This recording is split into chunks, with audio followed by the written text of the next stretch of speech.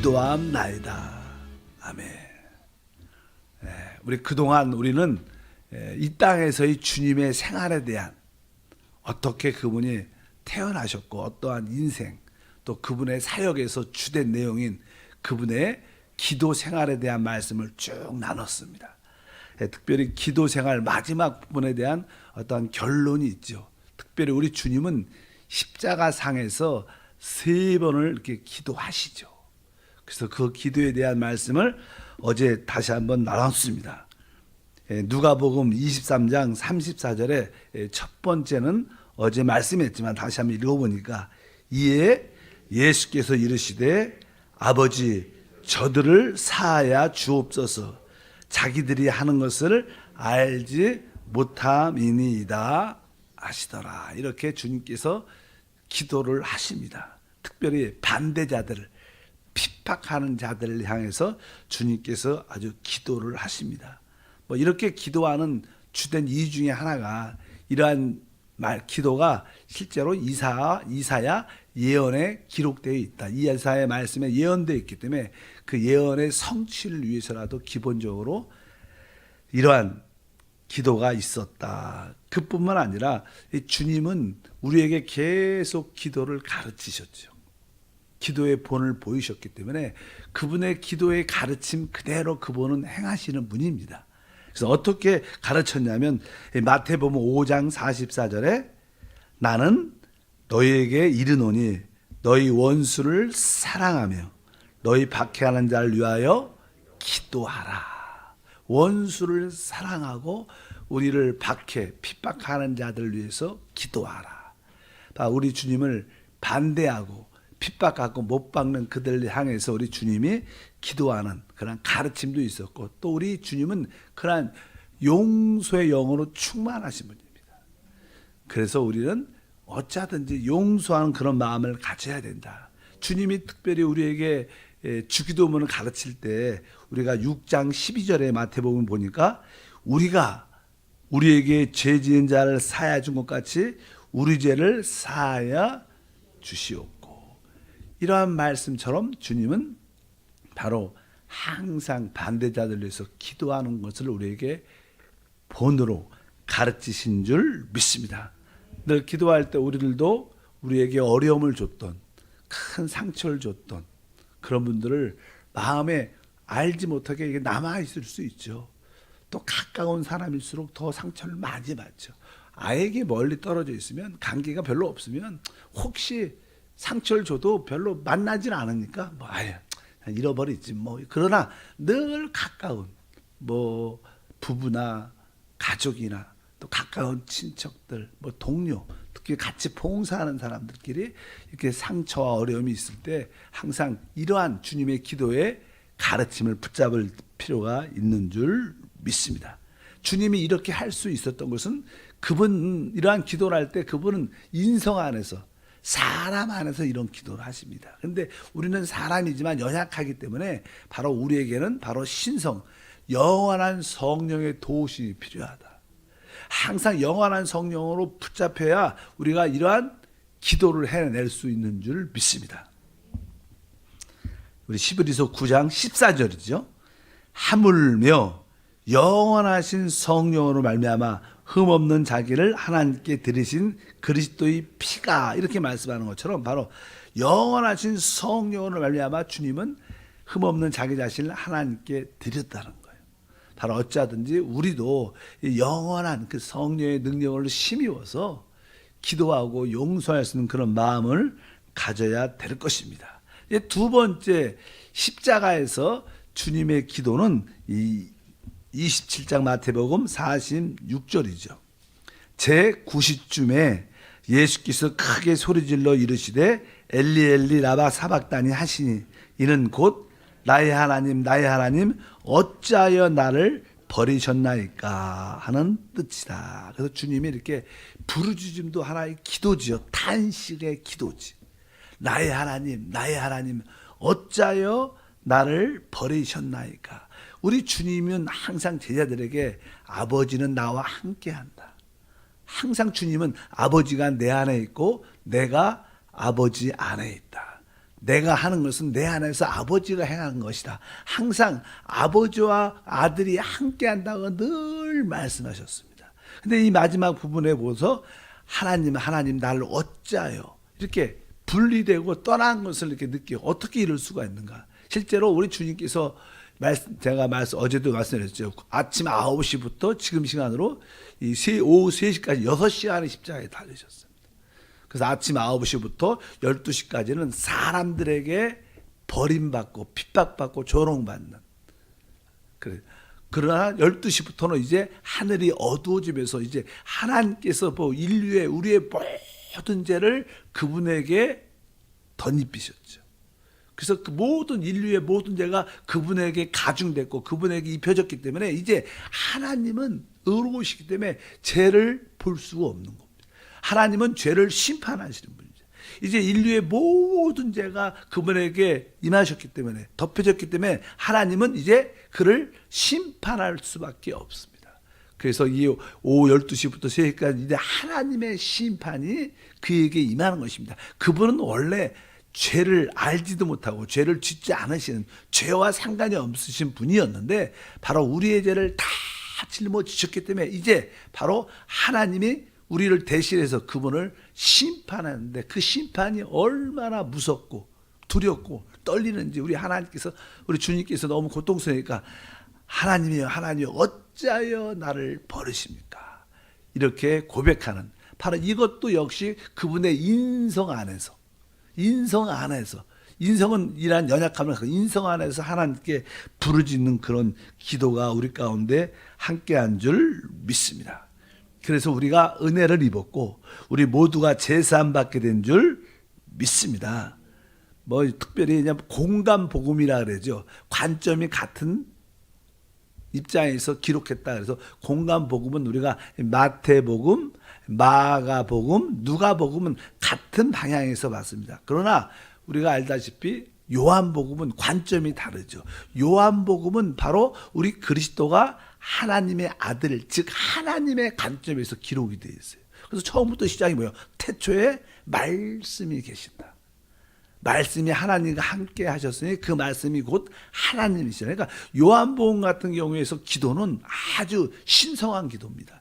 요한복음 특별히 17장 같은 경우에 주님께서 기도할 때 바로 아버지와 내가 하나인 것처럼 저도 하나 되게 하옵소서. 이란 놀라운 기도. 거기에 나오는 요한복음의 대부분 기도들은 하나님 입장에서 하나님의 아들 입장에서 기도한 것이고 아까 마태복음은 왕의 입장, 또 우리가 마가복음은 하나님을 위해서 일하는 종의 입장, 또 누가복음은 인자 사람의 입장에서 이렇게 했기 때문에 인성 안에서 기도했기 때문에 여기는 주로 인성적인 그런 모습들이 쭉 나오죠. 그래서 어쩌든지 우리가 그런 모순된 것처럼 보이지만 사실 우리 주님이 어느 때 요한복음에서는 신성한 기도를 하셨고 그러나 이 아까 공감복음에서는 마태복음 이런 데서는 항상 인성 안에서 기도했기 때문에 그 인성 안에서의 고통과 절규 하나님 심판에 대한 큰 두려움 때문에 하나님 어찌하여 나를 버리시나이까 이런 기도를 할 수 있었다 이렇게 우리가 이해를 하시면 되고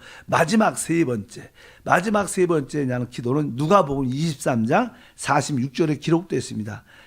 예수께서 큰 소리로 불러 이르시되 아버지 내 영혼을 아버지 손에 부탁하나이다 하고 이 말씀을 하신 후 숨지시니라. 그분이 이 땅에서의 마지막 말은 이 말입니다.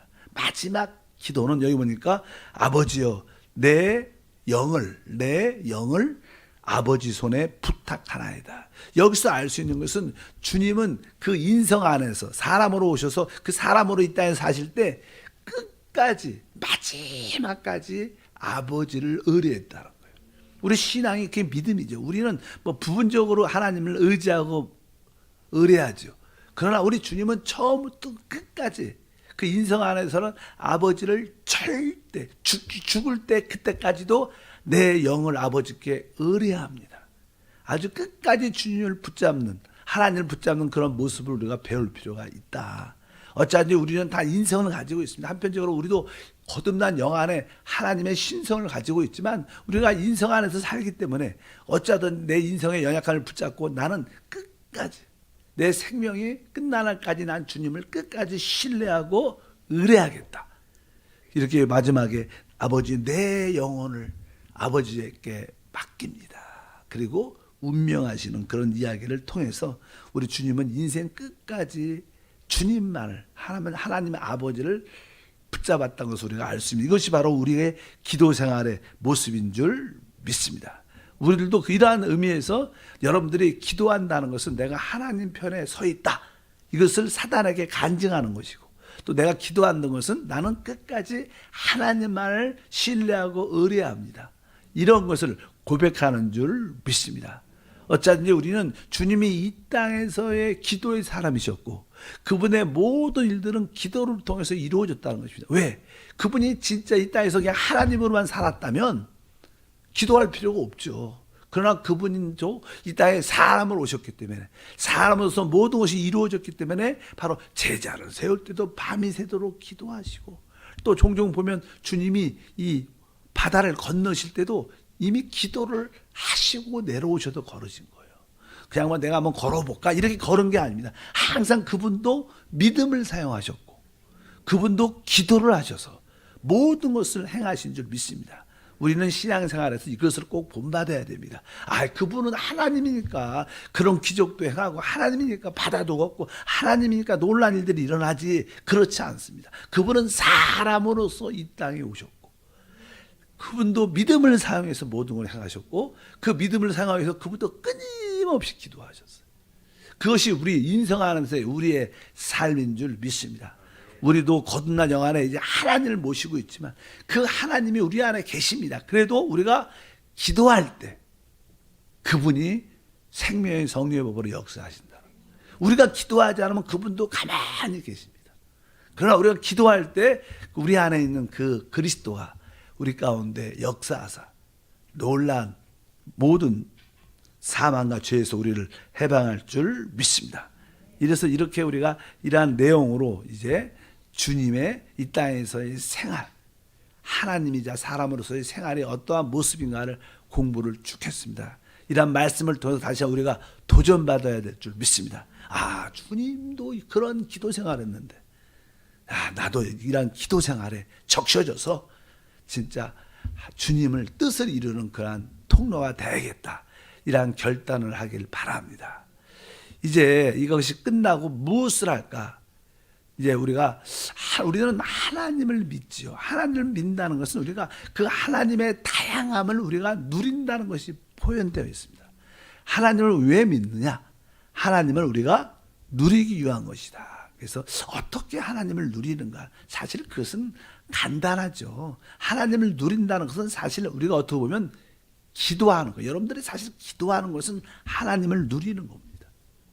우리가 처음에 기도는 잠깐만 우리 육신이 있기 때문에 힘들고 그것이 고통스럽지만 실제로 우리는 기도를 하면 할수록 기도가 더 많아지고 더 깊어지고 기도 안에 즐거움이 있는 것을 알아요. 그 선을 어느 정도까지 이렇게 넘었으면 거기에 참된 누림이 있습니다. 또 하나님을 누린다는 뜻은 우리가 하나님 말씀을 체험하는 거예요. 이 하나님 말씀에 아주 놀라운 생명의 역사를 체험하는 것입니다. 우리가 하나님을 어떻게 누릴 수 있는가에 대한 말씀을 오늘부터 또 한번 나누겠습니다. 일단은 우리가 시편 34편 8절에 보면 이렇게 써 있죠. 너희는 야훼의 선하심을 맛보아 알지어다. 그에게 피하는 자는 복이 있도다. 야훼의 선하심을 맛보아 알지어다. 맛보라는 거. 하나님을 맛본다. 이것은 우리가 어떤 음식을 누린다. 이것은 뭐예요? 그 음식을 맛보는 거죠. 먹는 거죠. 그런 것처럼 우리가 하나님을 맛본다. 이것은 하나님을 누릴 수 있다는 것입니다. 그래서 여러분들은 하나님에 대한 맛이 있어야 돼요.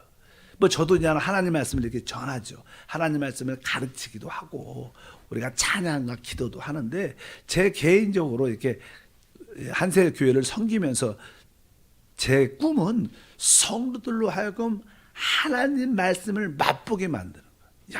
이게 진짜 하나님 말씀이구나. 이건 일반적인 다른 어떤 전공책이나 어떠한 책들과 다르구나. 말씀이 여기에 진짜 말씀이 있구나. 그래서 여러분들이 하나님 말씀에 대해서 어떤 맛을 느끼면, 우리가 종종 음식점도 그렇지 않습니까? 어떤 음식점을 가는데 아주 좀 특이하고 특별한 맛이 있어요. 그러면 어느 돌아와서도 그 맛이 생각이 난다. 그래갖고 우리가 또 그 음식점을 찾아가는 경우가 있습니다. 그러니까 하나님 말씀 안에서 그것을 맛봐야 돼. 그래야지 우리가 추구하는 마음이 생깁니다. 우리 한세 모든 성도들이 진짜 영적으로 하나님을 맛보길 바랍니다. 맛볼 때 그것은 곧 누리는 것이다. 그래서 우리가 요한 1서 1장 3절에 누림이라는 단어, 우리가 뭐 작년에 2000년도에 우리의 교회 표가 항상 그리스도의 누림이 있게 하라, 누림이라는 단어를 썼어요. 여기 나오죠. 1장 3절 보니까 우리가 보고 들은 바를 너에게 전함은 너희로 우리와 사귐이 있게 하려 함이니 우리의 사귐은 아버지와 그의 아들 예수 그리스도와 더불어 누림이라. 이 누린다는 것은 맛본다는 겁니다. 어찌하든지 어떻게 우리가 하나님을 맛볼 수 있을까? 그분의 선하심을 맛볼 수 있을까? 그래서 이제 성경의 모든 주제는 하나님이 우리의 모든 것이 되신다는 뜻입니다. 그분이 우리 안에 이 생명으로 들어오셔서 우리의 필요의 모든 것이 되신다는 그 원칙이 성경의 원칙이에요. 창세기부터 계시록까지 하나의 일관적인 주제가 뭐냐? 하나님은 우리 안에 오셔서 우리의 필요한 모든 것이 되기 바랍니다. 그래서 그분 자체 이름도 바로 야훼, 스스로 있는 자입니다. 그 야훼, 스스로 있는 자의 그 뜻이 뭐라 했어요? 나는 뭐뭐이다. 그냥 존재 동사입니다. 나는 모든 것이다라는 거예요. 그러니까 내가 능력이 필요하다. 우리 하나님은 우리 안에 오셔서 내가 능력이다. 우리가 지혜가 필요하다 하면 바로 내가 너 안에 있는, 바로 너 안에 있는 내가 바로 지혜다. 어차피 주님은 우리의 모든 것이 되시기 원하시는 생명의 하나님입니다. 그래서 그냥 그 하나님을 우리가 알아야죠. 그분이 어떠한 하나님인가? 기본적으로 바로 우리는 성경에서 그분은 기본적으로 바로 생명의 하나님이라고 말합니다. 그래서 이 모든 생명의 원천의 근원이 하나님입니다. 그래서 창세기 1장에 보면 그분이 이제 하늘과 땅을 창조하시고 무엇을 하십니까? 왜 하늘과 땅을 창조하셨어요? 바로 생명을 만들어내기 위해서. 그분 자체가 생명이기 때문에 그분이 하시는 일은 다 생명을 만들어내는 거예요. 뭐 이게 빛이 있고, 왜 빛이 있고, 왜 이제는 이 땅의 모든 물로 덮여진 심판받은 이 지구를 어떻게 물을 공중과 아래로 만들어서 궁창을 만들고, 이제 이 땅에 물이 덮여있는데 이 땅을 이제 바다와 육지로 나누면서 무엇을? 생명을 산출하죠. 생명을 산출하는, 우리가 알다시피 이제 땅에 씨 맺는 채소들부터 풀부터 시작해서 뭐 바다의 고기들, 공중에 나는 새들 계속 생명을 만들어내십니다. 이 우리 지구 보십시오. 얼마나 아름다운 생명이 많은지. 타락하고 그런 심판을 받은 상태에도 아름다움이 있어요. 그러니까 이 심판받기 전에 이 생명의 역사는 진짜 아름다운 겁니다. 우리가 뭐 이 많은 피조물 중에서 어떤 뭐 여러 가지 짐승들, 이렇게 새끼들은요 보면요 진짜 자세히 보면 다 이쁩니다. 그 생명의 뭐 아이들도 태어나도 그냥 이쁘죠. 다 이 생명이란 자체가 신비롭고 아름다움이죠. 왜? 하나님 자체가 그러신 거. 그런데 그냥 하나님이 모든 생명에 이 땅에서 하나님 생명을 빼고 최고의 생명은 사람의 생명이죠. 이 사람의 생명이 하나님을 대표할 수 있는 그런 생명인 줄 믿습니다. 그래서 성경에 보면 바로 우리 하나님은 어떤 하나님? 생명의 하나님이구나. 그래서 성경은 실제로 생명에 대한, 보통 사람들은 의를 또 어떤 믿음을 이야기를 많이 하죠. 그러니까 오직 의인은 믿음으로 말미암아 살리라 이렇게 말합니다. 거기에서 주제 의, 우리가 하나님의 의를 가져야지 살 수 있는데 하나님의 의 또 그것을 믿어야 돼요. 근데 이 하나님의 의와 믿음은 결국 무엇을? 생명을 얻기 위한 거예요. 하나님의 의 자체가 중요한 게 아니고 믿음 자체가 중요한 게 아니라 그 결과가 무엇이냐? 하나님의 의와 믿음의 결과는 생명을 얻는 거예요. 오직 의는 생명을 얻는 거예요. 신앙의 성경의 핵심이 뭐예요? 생명입니다.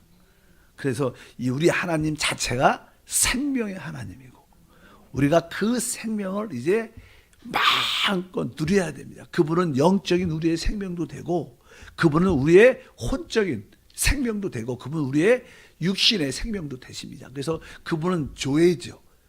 저는 그 말씀을 좋아해요. 그분은 먼저 우리를 조회와 하나님의 생명화 시켜요. 즉 그분은 우리의 영을 거듭나게 하셔서 우리 영을 조회와 영원하게 만들었어요.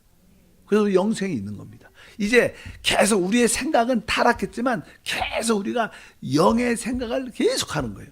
영의 생각을 하다 보면 우리의 생각도 점점점 조회와 영원하게 바뀌게 돼요. 그래서 영의 생각은 생명과 평강이다. 영의 일을 생각하고 생각을 영에 두면 점점점 우리의 생각도 바로 영생의 역사를 체험하기 때문에 참된 기쁨과 만족. 그리고 우리는 죽을 몸, 죄의 몸이 있는데 이 몸도 결국 어떻게 우리 안에 있는 성령으로 충만하면 이 죽을 몸도 회복되는, 결국 우리 주님이 우리 영 안에서 나타날 때 영의 몸을 갖게 됩니다. 우리 예수님이 부활하실 때요, 그분이 이렇게 영으로 오신 게 아닙니다. 제자들에게 나타날 때 우리 주님은 제자들이 주님을 이렇게 만질 수 있었어요.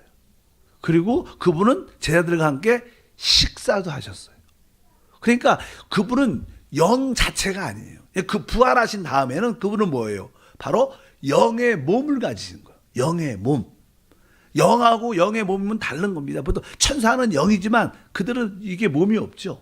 그래서 이렇게 천사를 이렇게 만지려면 통과되죠. 영이니까 공유처럼 만져지지 않습니다. 근데 우리 주님은 부활할 때 그분은 어떠한 몸을 갖고 있어요? 영의 몸을 갖고 있어요. 우리들도 영의 몸을 기다리고 있는 겁니다. 만약에 주님께 먼저 이게 천국에 입성하신 분들, 하나님께 이게 먼저 가신 분들은 지금 그 낙원에서 무엇을 영의 몸을 기다리고 있는 거예요. 그들은 영혼은 지금 따로 뭔가 분리되고 따로 있습니다. 그래도 영혼이 안식을 하고 있지만 그러나 최조 완성의 부활은 뭐예요? 영의 몸을 갖는 거예요.